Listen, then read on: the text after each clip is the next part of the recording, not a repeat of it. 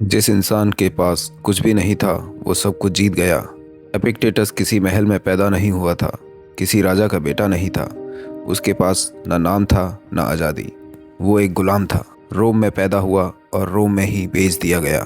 उसका मालिक था एपाफ्रोडाइटस, नीरो जैसे क्रूर सम्राट का सेवक। एपिक्टेटस का शरीर गुलाम था, लेकिन उसकी कहानी यहीं खत्म नहीं होती। एक दिन उसके मालिक ने एपिक्टेटस का पैर मोड़ना शुरू किया, धीरे धीरे, जानबूझकर। एपिक्टेटस ने शांति से कहा, अगर तुम ऐसे ही मोड़ते रहे तो ये टूट जाएगा।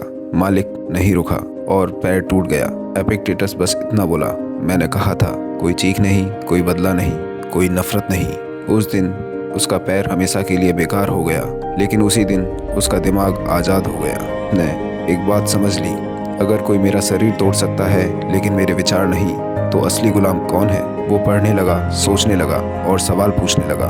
उसने स्टोइक दर्शन सीखा, जो सिखाता है जो तुम्हारे कंट्रोल में नहीं है वो तुम्हारा नहीं है। उसके कंट्रोल में क्या था? उसका सोचने का तरीका, उसकी प्रतिक्रिया, उसका चरित्र। बाकी सब सिर्फ परिस्थितियाँ। नीरो की मौत के बाद एपिक्टेटस को आज़ादी मिली, लेकिन हैरानी की बात यह है वो रोम छोड़कर खुद ही जंगलों और पहाड़ों में चला गया। क्यों? क्योंकि वो जानता था शोर में सच्चाई नहीं मिलती। वो ग्रीस के निकोपोलिस में रहने लगा और वहीं पढ़ाने लगा। उसके पास न घर, न पैसा, न परिवार, लेकिन उसके पास था स्पष्ट दिमाग। रोमन सेनापति, अमीर लोग, नेता सब उसके पास सीखने आते थे। उसका सबसे मशहूर शिष्य था मार्कस ऑरेलियस, जो आगे चलकर खुद सम्राट बना। सोचो, एक अपंग पूर्व गुलाम दुनिया के सबसे ताकतवर इंसान को सिखा रहा है कि जिंदगी कैसे जी जाए।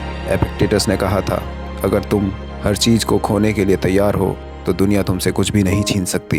एपिक्टेटस ने कोई किताब नहीं लिखी। जो कुछ हम जानते हैं वो उसके शिष्य एरियन ने लिखा। उसकी बातें आज भी जिंदा हैं। कोई तुम्हें तब तक नुकसान नहीं पहुंचा सकता जब तक तुम खुद इजाज़त ना दो।